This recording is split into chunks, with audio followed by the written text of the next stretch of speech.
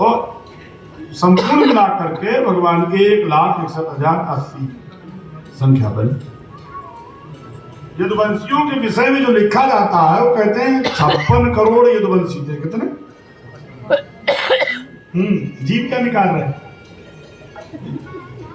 एक अंडा, अब वो भी गंदा। अच्छा, बुरा मानोगे तो बिगाड़ोगे भी क्या? 5 तो बजा ही देंगे, उसके बाद तीली लीली। बोलो गोविंद भगवान की। भंडारा में कोई रोक नहीं पाएगा क्योंकि काट गया, वो खाने से कोई रोक नहीं सकता। हम अच्छी कथा कहें तो, खराब कथा कहें तो, भाई काट गया है तो भंडारा तो खाने को मिलेगा ही। बोले वृंदावन बिहारी लाल की। चाय पी के आए थे तुम कि नहीं? फिर चाय नहीं पी, कहे केवल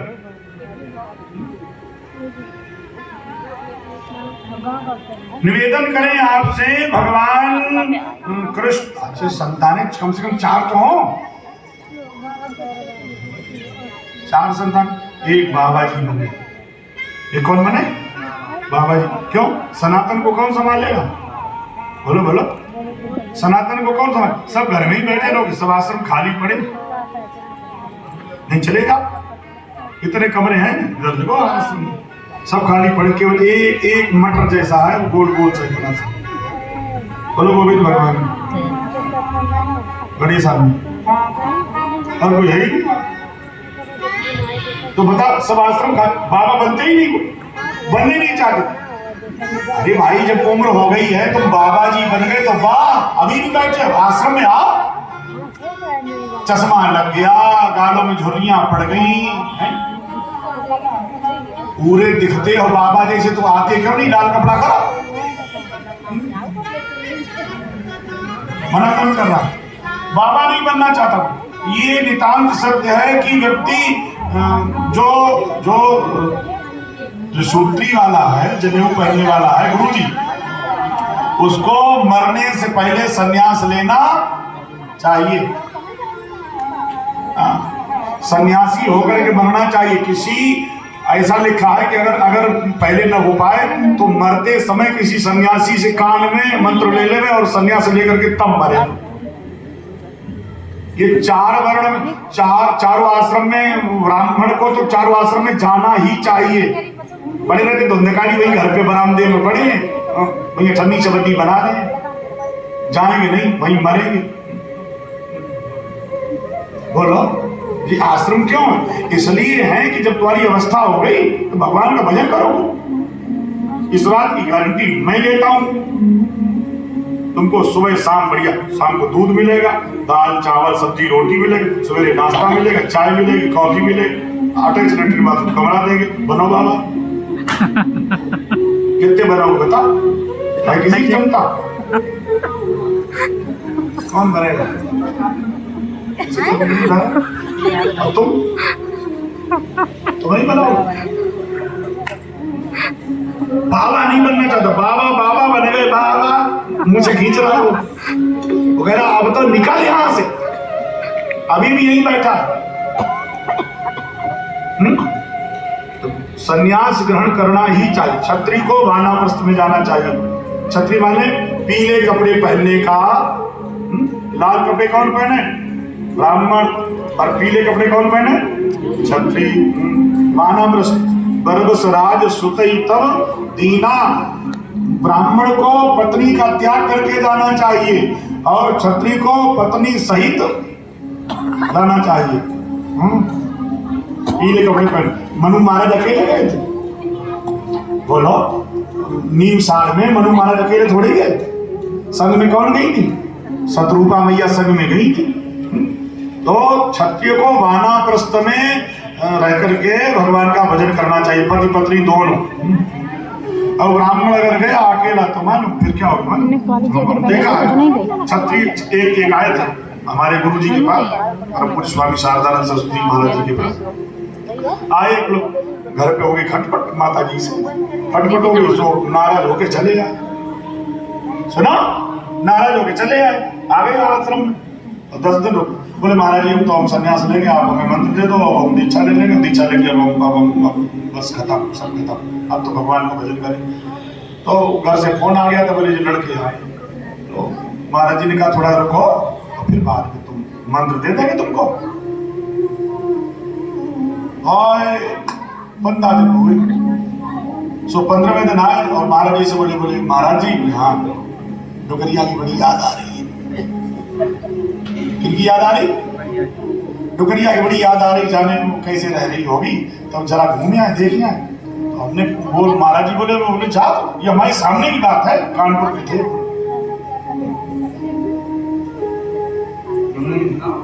तो क्षत्रिय को सपत्नीक जाना चाहिए, जो डुगरिया की याद में आवे। बोलो वृंदावन बिहारी लाल की, संगे लेकर के जाओ अपनी ताला चाबी, झंझट ही नहीं। तो न्यास लेना चाहिए। भगवान श्री कृष्ण ने अपने परिवार के अब नित्य क्रिया देखो भगवान की, प्रातः काल ब्रह्म मुहूर्त में जागते हैं,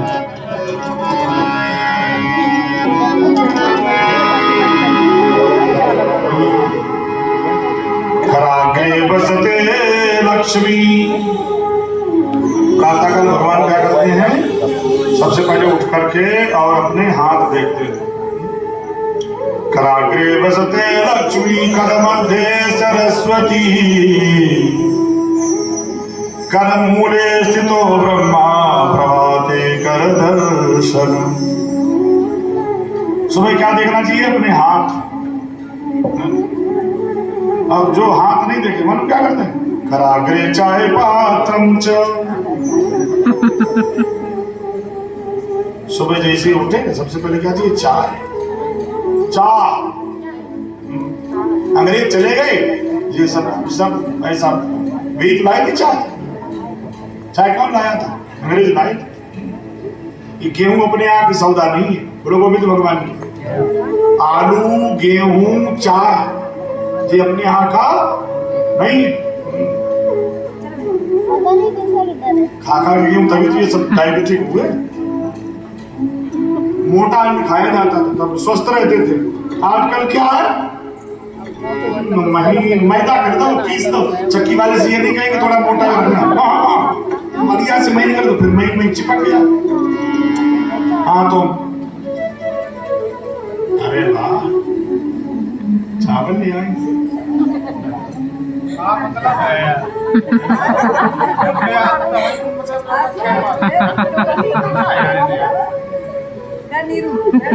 ये कथई वाचक तुम्हारे संबंध थोड़े खत्म हो गए किसी से। नहीं मान लो कथावाचक तो क्या हो गया, हम क्या मतलब हम बाबा जी तो है नहीं। बोलो गोविंद भगवान की।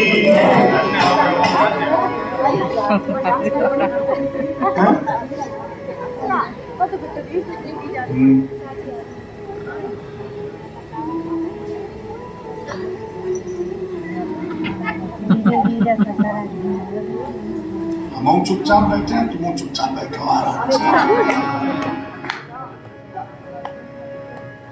क्या मतलब कथा तो हुई गई।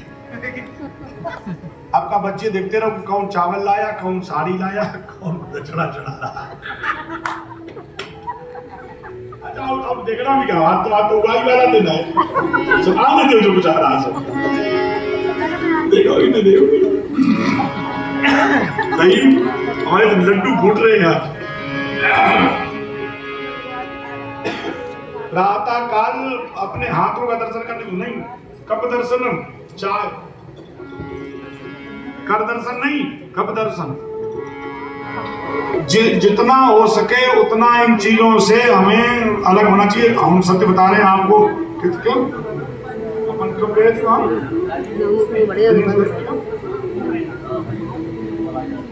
4 महीने हो गए। 4 महीने से हम चाय नहीं पी रहे। कितने महीने से? 4 महीने से चाय नहीं पी रहे। दादा इतना हमें आराम है। हमें लगता है कि 75% पेट की जो हमारी समस्याएं थी उनका निदान हो चुका है। केवल मात्र और मात्र वो नहीं बंद नहीं मानता। ये जहर है। चाय धीरे धीरे धीरे करके उसकी जगह कुछ भी हो लो, काढ़ा बना लो अपना, काढ़ा बना लो बढ़िया से काढ़ा। गुरुकुल कांडी वाला हरिद्वार कहा था, बोले लो पियो बढ़िया, उससे आपको आराम होगा, आनंद मिलेगा। चाय से जितनी ये, और सुनो सबसे ज्यादा भी माताओं को प्रभाव, ये 4 चाय पीती, पहले तो 1 तलती थी, फिर 2 हो गई, 2 से फिर 4 हो गई। पहले सुबह सुबह चाय पी जाती थी, अब सुबह शाम चाय पी जाती, शाम वाली चाय। हाँ भाई, शाम को कहाँ लिखा चाय पी, लिखा तो वो भी नहीं, सवेरे वाली भी नहीं। मान लो सवेरे पी ले तो शाम को फिर चाय, अब फिर कोई आ गया तो फिर चाय, संग में चाय पियो, अकेले अकेले कैसे पियो? बोले हम तो मरी गए, तुम मरो। बोले वृंदावन बिहारी लाल की। तो जहां तक हो सके, मैं अपना खुद का निजी अनुभव बता रहा हूं कि मैं 4 महीने से चाय नहीं पी रहा हूं, जब से दिनेश गर्ग को जाकर के दिखा के आया हूं। उस दिन हमने चाय बंद कर दी और पूड़ी बंद कर दी। क्या बंद कर दिया? ये पूड़ी बंद कर दी, पूड़ी कचौड़ी बंद कर दिया, जितना भी जैसा रिफाइंड वाला सिस्टम होता है। तेल खाओ, घी खाओ, घी नहीं खाओगे तो क्या खाओगे? घी खूब खाओ, लेकिन क्या मत खाओ जो आता है कट्टियों में बंद होके। जो खराब, जो चीजें खराब नहीं होती हैं समझ लो वो जहर है। खराब क्यों नहीं हो रही भाई? सुबह को सब्जी बना करके शाम तक रख दो तो बदबू आ जाती कि नहीं आ जाती? अब वो ऐसी सब्जी बनी सो उसको खराब ही नहीं हो रही। समझ लो उसमें कीड़े भी उससे डरते हैं, कीड़े भी उससे डरते हैं कि हम इसे खाएंगे तो मर जाएंगे, और उसको तुम खाते हो क्या? हल्दी राम का है, वो जल्दी राम का है, ये पैकिंग मार का कितना आ रहा है। हाँ, तो अपना जितना भी केमिकल पड़े हुए उनमें तभी तो नहीं खराब होता। हमारे डेयरी वाले कई ऐसे शिष्य हैं जो डेयरी वाले में बहुत बड़ी बड़ी डेयरी है, और वो कहते हैं महाराज टैंकर के टैंकर खराब हो जाते हैं, उसमें केमिकल डाल देते हैं तो पूरा दूध हो जाता है, वो फटा हुआ दूध जो होता है वो फिर दूध हो जाता है। अब बताओ उस केमिकल को तुम पियोगे तो तुम्हारी आंतों का क्या होगा? मनोगे कि नहीं?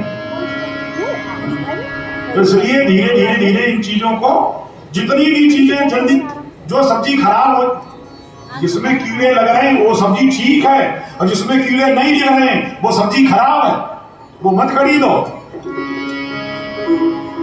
कीड़े क्यों नहीं लग रहे उसमें? उसमें इसलिए कीड़े नहीं लगे क्योंकि उसमें केमिकल जहर लगा हुआ। कीड़े कहेंगे हम खाएंगे तो मर जाएंगे। इतनी बढ़िया भैया लौकी हम बड़े मन से लाए, एक दिन भामत चला ऐसे, लौकी हमें अच्छी लगती तो हम लेकर के आए लौकी, एक दिन बढ़िया था, अब बिल्कुल चकाचक तो बनवाई। अब जैसे ही बनवाई वो बनवा के फिर पाई, सो बनी बनाई जितनी भी लौकी थी सब बेकार हो गई। उसी दिन से हमें सीताराम जी, जो चीजें आपको दिख रही हैं बाजार में उनमें से बहुत फ्रेश दिख रहे हैं, इतने आए कहां से? तो फ्रेश, इतने फ्रेश तो आइए, ये प्रकृति इतनी फ्रेश नहीं है तो तुम इतने फ्रेश आए कहां से? इसका मतलब बनावट है। बराबर कहीं तो गड्ढे दिखाई पड़े, गड्ढे नहीं दिखाई पड़े इसका मतलब पीओपी लगी है। नेचुरलिटी नहीं है, नेचुरलिटी नहीं। भगवान कर दर्शन करते हैं और क्या करते हैं? प्रणाम करते हैं अपने बड़े बुजुर्गों को, अपने बड़े बुजुर्गों को प्रणाम। सिर्फ हम बड़ी जोर से इसे मुंह हिलाते हैं। अभिवादन शील से नित्य वृद्धियों सेविनाम चत्वार तस्य वर्धन्ते आयु विद्या यश बलम। प्रणाम करने से 4 चीजें, आयु विद्या यश और बल। देखो हमने जाने कितनों की धोती छाटी है, जाने कितनों की धोती छाटी, जाने कितनों की सेवा करी, और तब यहाँ बैठ के भाई से कहते हैं आप बताओ क्या काम है? बोलो गोविंद भगवान।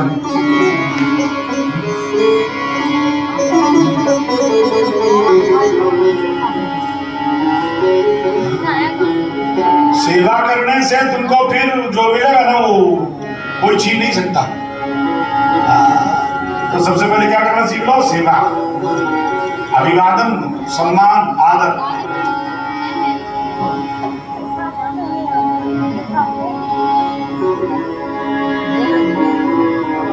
भगवान श्री कृष्ण कहते हैं कि अपने बड़ों का आदर करना चाहिए, और जो बड़ों का आदर करते हैं उनको आयु विद्या विद्या यश बल ये सभी मिलते हैं।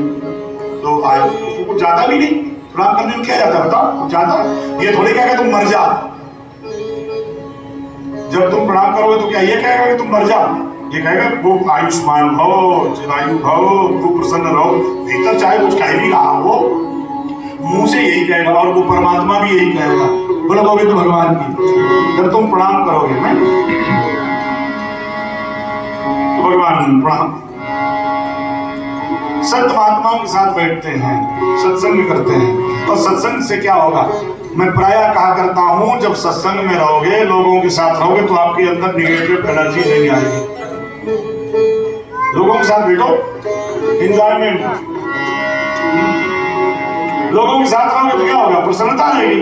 अब जब संग में किसी के नहीं बैठोगे तो अलग अलग बैठे बैठे क्या होगा, धीरे धीरे धीरे धीरे धीरे एक पंखे लटके बैठो। ये वो करते हैं, अकेले रहते हैं,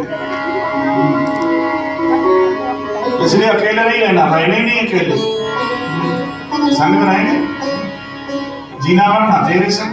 और वृंदावन बिहारी लाल सत्संग में भगवान रहते हैं। बिनु सत्संग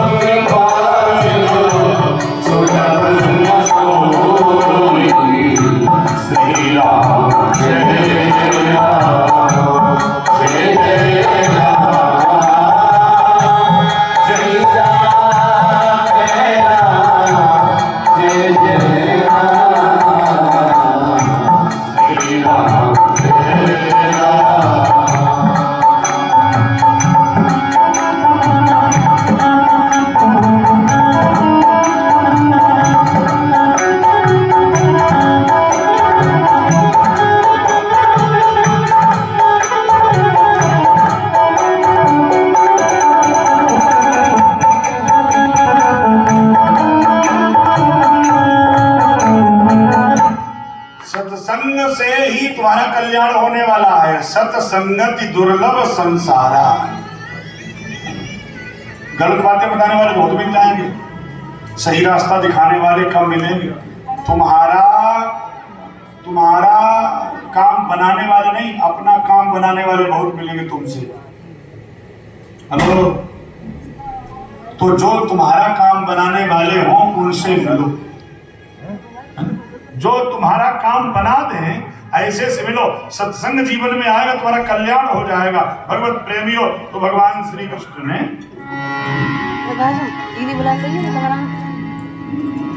बड़े प्रेम से अपने परिवार को पालना प्रारंभ कर दिया।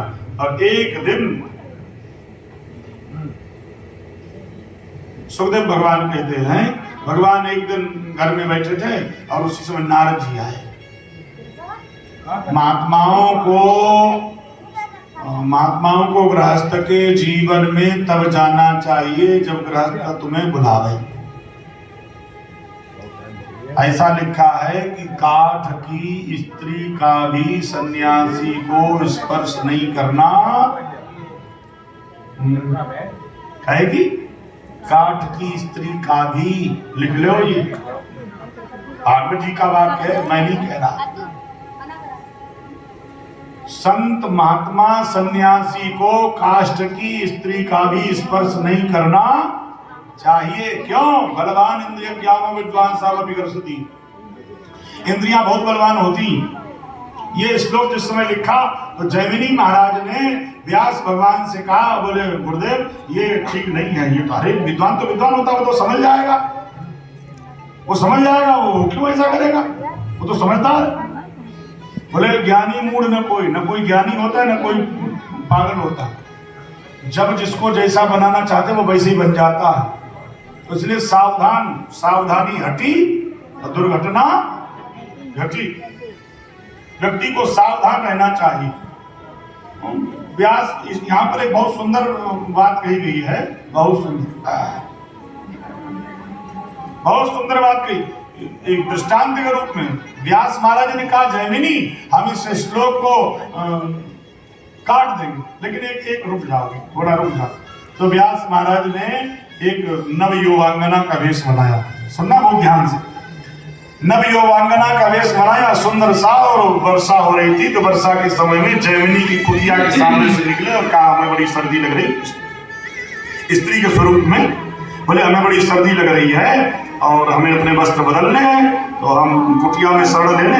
हाँ आजा, हम तो महात्मा ठहरे और सन्यासी ठहरे और बहुत विद्वान हैं, आओ। अब महाराज जैमिनी ने कह दिया कुटिया में जा। तो कुटिया में चली और वो कुंडी बंद कर ली, दरवाजे की बंद कर ली। अब इन्होंने मन में सोचा, वो ऐसे आई थी, ऐसे भीगी थी और वो इस प्रकार की थी, उसकी आंखें बड़ी बड़ी थी, उसके केस ऐसे थे, और यहाँ से आंखों से फिर यहाँ, फिर यहाँ से फिर यहाँ।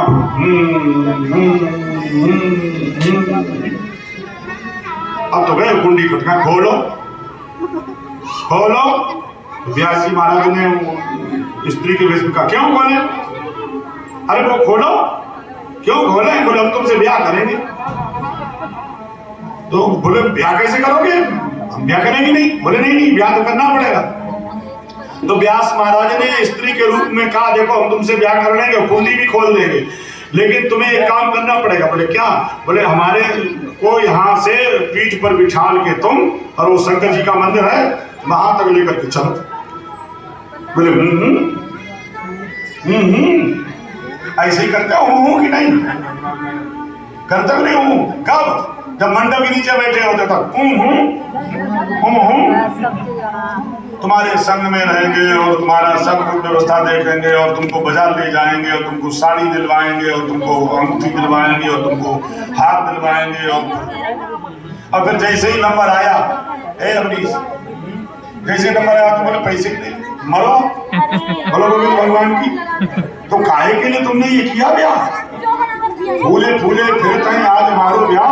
अब महाराज बैठ गए, जैमिनी महाराज की पीठ पर व्यास महाराज बैठ गए और सांटी लगाते हुए जाए और चले जाए पीठ पर बैठे हुए। शंकर जी के मंदिर में चक्कर लगाए और जैसे चक्कर लगाए, 7वां चक्कर हुआ। जैमिनी महाराज ने कहा, देखो अब तो हमारी धर्म पत्नी हो गई हो, अब मत मारो। तो देखा वहां स्त्री तो नहीं थी, इतना बड़ा बड़ा गाड़ा। व्यास महाराज सामने खड़े। व्यास महाराज ने कहा, लल्ला बताओ, अब हम ये श्लोक काट दें कि लिखा रहने दो? बोले, गुरुजी बिल्कुल लिखा रहने दो,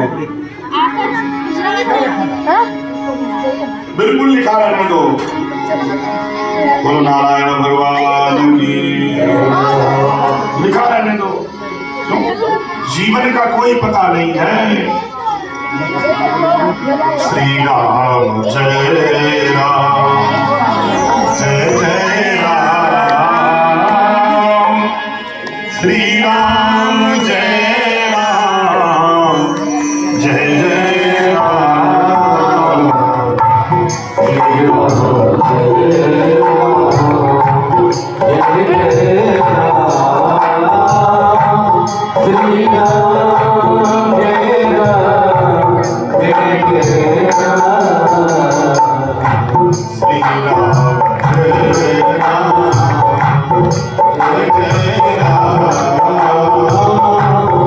श्री राम जय राम, जय जय राम, श्री राम जय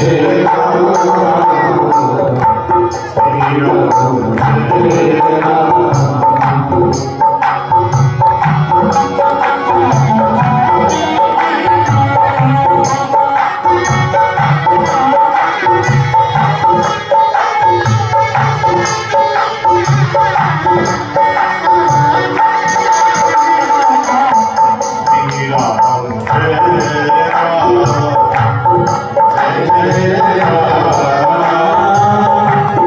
Jai Ram, Jai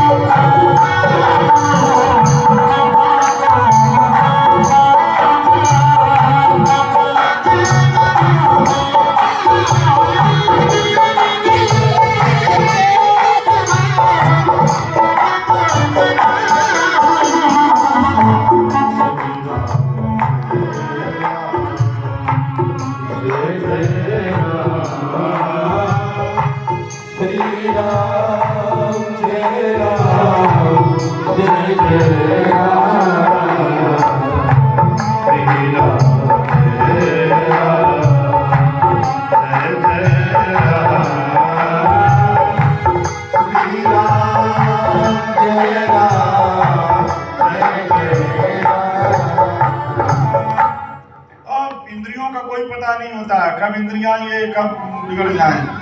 घास फूस जो खात हैं तिन्हें सतावे काम, और हलवा पूरी छकत है तिनकी जाने राम।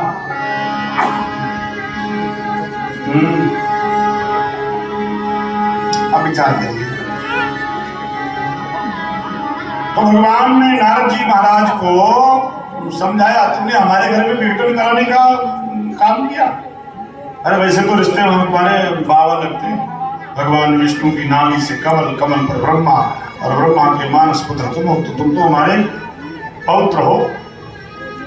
नारद जी ने भगवान की स्तुति करी और उसके पश्चात वहां से चले गए। इसके पश्चात बहुत सुंदर चर्चा है। सुंदर भगवान एक दो पवनम राजन जगनुरुद कुमार का विहर तुम सांब प्रद्युम्न चारु भानु गदा दया। एक दिन की बात है, उपवन में भगवान श्री कृष्ण के बालक भ्रमण कर रहे थे। प्रद्युम्न सांब भानु चारु गद आदि सांब सब लोग खेल रहे, और उसी समय एक कुएं में उनकी गेंद गिर गई। कहाँ गिरी? कुएं में। कुएं में गेंद जैसे ही गिरी तो वहां एक कृकलासं गिरिनिभं वीक्ष्य विस्मितमानसा तस्योत्तरणे यत्न चक्रस्थो कृपयामित। बालकों ने उस गिरगिट को निकालने का प्रयास किया। गिरगिट तो समझते ही हो, तो रंग बदलता है, कभी हरा कभी नीला कभी पीला। जो रंग बदलता है वो कौन है? गिरगिट।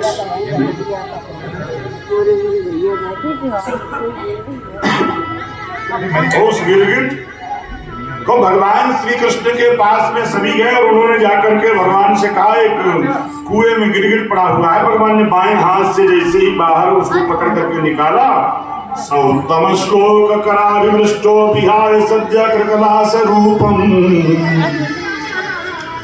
उसका वो गिरगिट का रूप छूट गया, सुंदर स्वरूप हो गया, सुंदर स्वरूप हो गया।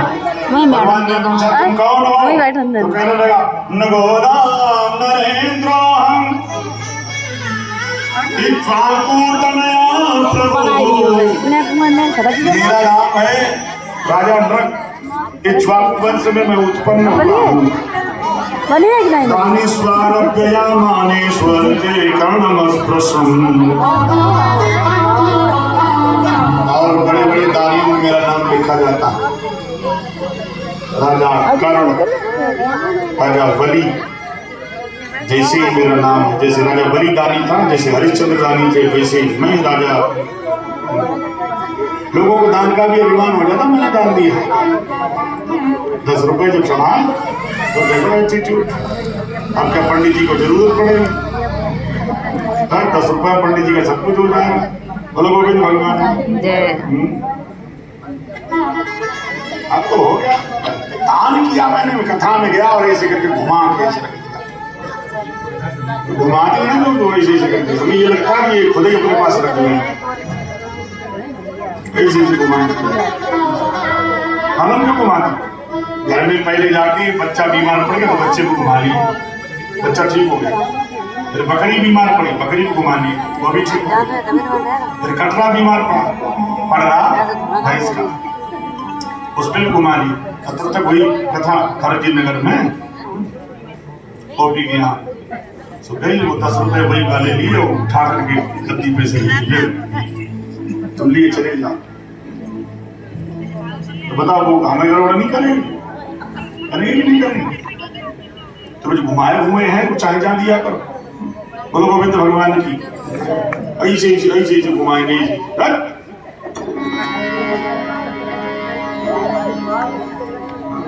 ये उतारा कर क्या मत लाना।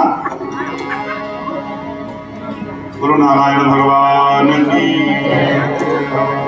सुखदेव भगवान राजा परीक्षित को सावधान करके कहते हैं, राजन, राजा नग ने कहा कि देखो तुम हम जैसे दानी जानते नहीं तुम। भगवान ने कहा अभी तो हमने इनको मुक्त किया, वो हमें से कहते तुम हमको जानते नहीं।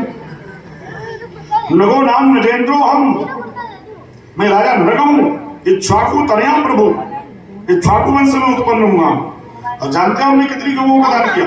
यावत्या सिकता भूमि यावत्या देवतारका यावत वर्ष धारस तावत तीर्थ ददास मगाह, उतनी गौओं को हमने दान किया। तो इसका मतलब जितने आकाश में बूंदे हैं, जितने पृथ्वी में कण हैं, इतनी गौओं का दान किया। गाय खड़ी कहाँ हुई? इसका तात्पर्य ये नहीं, अपने यहाँ जितनी नदियां हैं, जितने समुद्र हैं, जितने पहाड़ हैं, उन सबको मिलाकर के जो संख्या बनती है उतनी गौओं का दान राजा नग ने किया। 27,457 गौओं का भागवत जी के अनुसार राजा नग ने दान किया गौओं का। अच्छा, गाय जब दान करते हैं तो कैसे दान करते हैं? मालूम? दान करते हैं गाय को, गाय दान करेंगे तब देखो बिल्कुल मरी सरी गाय। जब मरने वाले हुए लोगों ने बोले बछिया, बछिया नहीं गाय पुजवा दो, सो गाय पुजवाई। अब गाय खुद मरी जा रही तो तुमको बैतरणी क्या पार करेगी? सूखी साखी गाय बेचारी परेशान, ला करके उसकी पूंछ पकड़ा दी, जो स्वयं डूब रही है वो तुम्हें कैसे निकालेगी बोलो? तो उस गाय का दान कर दिया। गाय ऐसी हो जिसके नीचे बच्चा हो, बछड़ा, ऐसी गाय का गौदान करने का मतलब मानो एक ऐसी तरुण गाय हो, स्वस्थ गाय हो, दूध दे रही हो और उसके नीचे बछड़ा हो, और जिसके ठाठ हो और गलकम्बल हो, गले में ऐसे नहीं खाल लटकती रहती, वो खाल हो और ठाठ हो, ऐसी गाय का दान कर। अब अमेरिका में, इंग्लैंड में, जापान में देसी गाय पाली जा रही हो, यहाँ लाकर के लोग भाव भाव करती है, वो गाय पाली जा रही है। कौन है? बोले अमेरिकन है, वो मिक्सर मामला, गाय नहीं है वो। गाय जिसके ठाठ है और गलकम्बल है वो गाय कही जाती। ले आए स्लिम बिल्कुल, आजकल और नया वो चला ऐसी बकरी जैसी। अरे गाय गाय कैसी हो भाई? गाय कैसी हो? गाय कैसी? हम तो 50 वर्ष के होने जा रहे हैं महाराज, अभी तक हम तो गाय ऐसी देखी, अब ये नए तरीके की गाय आने लगी। तो मिक्सचर मामला है नहीं सब, इसका कोई मतलब नहीं। बोलो वृंदावन बिहारी लाल की। छोटी छोटी गाय, अभी हमारे यहाँ भी आई आश्रम में 5 लाख का जोड़ा आया। कितने रुपए का? 5 लाख रुपए का दादा जोड़ा आया। वो एक बछड़ा हर एक का। और वो सुनो कुछ खाती वैसे ही चारा वैसे काट डालो तो नहीं खाती, ऐसी ऐसी चली चली।